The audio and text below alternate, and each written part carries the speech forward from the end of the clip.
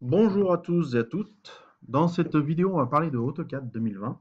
Alors pourquoi AutoCAD? J'ai appris récemment que DraftSight allait être payant en version 2D à partir de 2020. Donc j'ai cherché une version AutoCAD, version éducative. Ça a été un peu compliqué parce qu'il a fallu que j'envoie des mails à Autodesk pour qu'ils m'autorisent à utiliser une version éducative. Compliqué. Mais j'ai réussi, donc voilà. On va parler de ça. Donc ça va être vraiment les bases. Donc, ceux qui connaissent déjà AutoCAD, c'est pas la peine.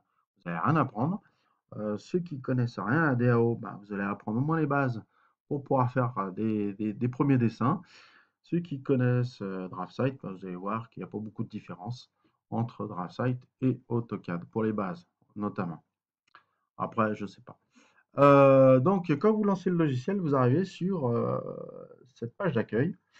Là, vous avez les derniers fichiers qui ont été utilisés. Et puis pour commencer un dessin, on appuie sur commencer un dessin. Ça semble simple. Voilà. Donc là, c'est un petit peu long pour démarrer. Ça dépend un peu de la puissance de votre ordinateur. Voilà. Donc là, on va arriver sur la planche à dessin. La planche à dessin, voilà. Alors moi, je suis pas très fan des grilles. Donc je les enlève. Je clique sur cette petite icône en bas à droite. Grid Mode. Voilà, ça me les efface. Alors, première chose quand vous commencez un dessin, c'est de définir déjà l'unité. Alors, pour aller définir l'unité, j'avoue que j'ai un peu galéré pour trouver. Vous allez cliquer, alors, il y a peut-être d'autres chemins, mais bon, moi je connais celui-là, hein. Cliquez en haut à gauche sur A là, et vous avez utilitaire de dessin en bas, et vous avez le petit menu là, unité, vous cliquez dessus. Alors, l'unité par défaut, c'est millimètres, et là, moi je vais choisir centimètres. Ok, voilà, je valide. Donc, tous les dessins, je vais les faire en centimètres. Alors, dans un premier temps, on va commencer par dessiner une ligne, hein. Alors, on va commencer par la base, hein. Alors, pour dessiner, vous avez ici les objets de dessin, ici les fonctions de modification, annotation, les textes, les cotes, les calques, etc. Alors, la ligne, hop, je clique sur ligne.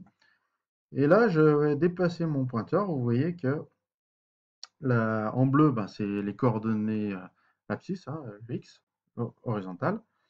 Et en gris, la verticale, Y. Alors, je peux cliquer n'importe où sur ma planche à dessin, hein. Voilà, j'ai cliqué là. Et là, vous voyez, quand je déplace mon pointeur, déjà j'ai la longueur, hein. Vous voyez, là, je suis à 644.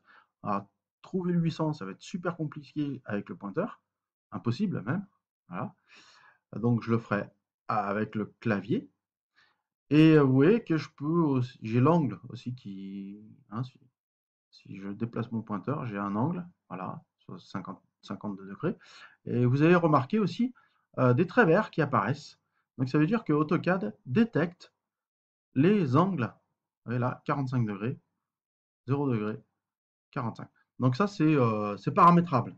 On verra par la suite comment on fait pour paramétrer cette détection. Donc moi, ce que je veux pour l'instant, c'est faire une longueur de 800 cm, de 8 mètres de long, hein, horizontale. Donc là, je suis bien en horizontal. Et là, je tape 800 avec mon pavé numérique. Voilà, 800. Et je valide en appuyant sur Retour. Voilà. J'appuie sur Échappe pour sortir de ma commande. Voilà, j'ai tracé une ligne, un objet, c'est une ligne horizontale de 800. Hein, si je clique dessus, voilà, j'ai les propriétés de mon objet. Longueur 800. OK. Voilà. Euh, Là maintenant, je vais la supprimer. Je vais dessiner la même ligne, mais avec un angle par rapport à l'horizontale. Alors, hop, je clique. Là, je tape 800. Et là, au lieu d'appuyer sur Valider, je vais appuyer sur Tab. Et là, j'ai accès à l'entité degré. Vous voyez? Et là, avec mon pointeur, soit je peux le rechercher. Alors, c'est plus facile que la longueur. C'est tous les degrés. Donc, je peux mettre, par exemple, tiens, on va mettre 24 degrés. Ou alors, je peux le taper. 24. Et là, je valide sur retour. Voilà, donc là, j'ai une ligne, j'échappe pour sortir de la commande, j'ai une ligne qui fait 800 de long et, oh merde, 24 degrés par rapport à l'horizontale. Voilà, dans un premier temps, déjà, je supprime. Comment on peut faire des lignes horizontales et des lignes obliques. Alors maintenant, on va faire des rectangles. On va faire un premier rectangle, voilà, toujours avec la fonction ligne. Il va faire 800 par 600, horizontal. Donc je clique n'importe où dans mon plan. Donc la première méthode, je tape 800, je valide. Alors attention, avant de valider, il faut bien être sûr que la ligne horizontale a été détectée à 0 degré. Parce que si je tape 800 et je suis un peu au-dessus, ben, elle ne sera pas horizontale. Donc je valide en appuyant sur retour. Je détecte la verticale, je tape 600, je valide en appuyant sur retour. Pareil, je vais dans l'autre sens, je tape 800, je suis bien horizontal, je valide en appuyant sur retour. Et là, je détecte la verticalité, je tape 600 et je valide. Je sors en appuyant sur échappe et voilà, j'ai dessiné un rectangle de 800 par 600. On va voir une deuxième méthode pour le dessiner qui va nous permettre de découvrir des nouvelles fonctions, enfin des fonctions assez intéressantes et assez pratiques de AutoCAD qu'on avait aussi sur DraftSight. C'est les détection des objets. Alors, je vais appuyer sur CTRL Z pour effacer mon dessin.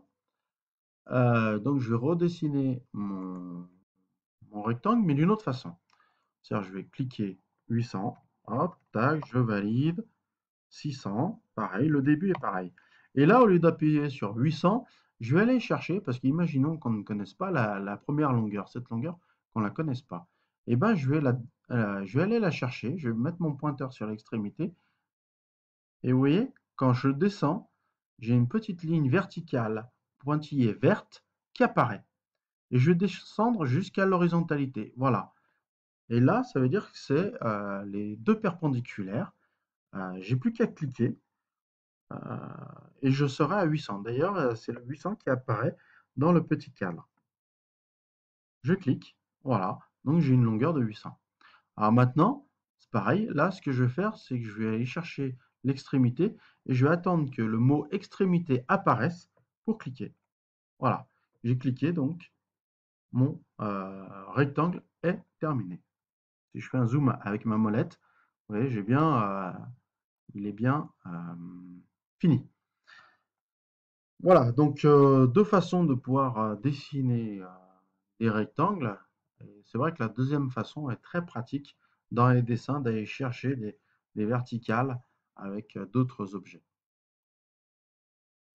Alors maintenant, on va voir comment tracer un rectangle euh, oblique, c'est-à-dire qui n'est pas horizontal. Alors, il y a plusieurs façons, plusieurs méthodes. Vous allez voir, il y en a une que je préfère par rapport aux autres, à vous de choisir la vôtre. Mais ça permettra de voir différentes fonctions d'AutoCAD. Alors, la première, la plus simple pour moi, c'est de redessiner un rectangle horizontal, donc 800. Oups, peut-être que je clique déjà. Non, hop, désolé. Donc je clique. 800, allez, bim. 800, 600. Voilà, j'échappe. Voilà, mon objet. Alors, il faut que j'ai cliqué. Ouais, il faut que je sélectionne la totalité de mon objet. Alors, plusieurs façons de sélectionner mon objet. Alors, c'est plusieurs objets, puisque j'ai utilisé la fonction ligne. Donc, j'ai fait 4 lignes, en 4 objets. 1, 2, 3, 4. Donc, ça, c'est une première façon de sélectionner. Hein, c'est item par item. Soit si je sais qu'ils sont tous dans la même zone, je clique en haut à gauche et en haut à droite. Ça me permet de sélectionner tous mes objets qui sont dans la zone. Une fois que tous mes objets sont sélectionnés, alors il faut bien que les carrés bleus apparaissent, parce que sinon, ça veut dire que vous n'avez pas sélectionné votre objet. Et là, on va utiliser la fonction rotation. Alors, vous voyez, quand j'ai mon pointeur qui est sur rotation, j'ai un menu contextuel qui explique un petit peu la, la fonction, comment l'utiliser. Alors, je clique sur rotation. Et là, qu'est-ce qu'ils me disent dans la fenêtre de commande? C'est spécifier le point de base. Alors le point de base, je vais dire que c'est l'angle en bas à gauche. Je clique, voilà. Et là, vous voyez, maintenant, je n'ai plus qu'à désigner l'angle. Et vous voyez qu'en faisant bouger mon pointeur, je peux faire tourner mon rectangle. Et vous voyez, les angles à 45 sont détectés, horizontal, 45, 90, etc. Donc là, je vais décider de mettre un angle de 56 degrés. Voilà, 56. Je valide. Voilà. Donc j'ai un rectangle qui fait 56 degrés par rapport à l'horizontale. Donc ça, c'est la première méthode pour le faire. C'est assez simple. Mais des fois, on ne pourra pas utiliser la fonction rotation. Donc il faudra se débrouiller autrement. Donc je vais vous montrer deux autres méthodes. Alors, il doit y en exister d'autres, hein, voilà, qui nous permettront de voir d'autres fonctions. Hop, je sélectionne l'intégralité, je supprime. Voilà. Donc la deuxième méthode, un petit peu plus compliquée parce qu'elle me demandait de calculer les angles complémentaires. Alors, je tape 8... non, pardon. Il faut d'abord que je clique. Je clique. Je tape 800, tab, 56. Je valide. Et là, je vais chercher la droite qui est perpendiculaire. Alors, il doit pouvoir y avoir une fonction dans AutoCAD qui permet de la détecter, mais moi, je ne la connais pas. Donc, ceux qui la connaissent, n'hésitez pas à la mettre en commentaire. Parce que oui, il détecte les 45, mais il ne détecte pas la perpendiculaire. Alors, ce que je vais faire, je vais chercher l'angle complémentaire à 90 degrés. Donc là, j'ai 90 degrés. Et moi, j'ai déjà un angle à 56. Donc, l'angle complémentaire, c'est 90 moins 56, c'est-à-dire 34. Alors, d'abord, je tape 600, la longueur de ma ligne, tab, et là, je vais faire 34. Et je valide. Et là, j'ai une droite qui est bien perpendiculaire à la première. Là, ça va être pareil. Je vais taper 800. Et là, je vais faire 90 plus 34, c'est-à-dire 124. Tab, 124. Voilà. Et là, je vais cliquer sur l'extrémité. Voilà. Pour avoir mon rectangle. Vous voyez, donc c'est un petit peu plus compliqué parce qu'il faut connaître les angles complémentaires. Ça demande de faire des calculs. Bon, c'est un peu pénible.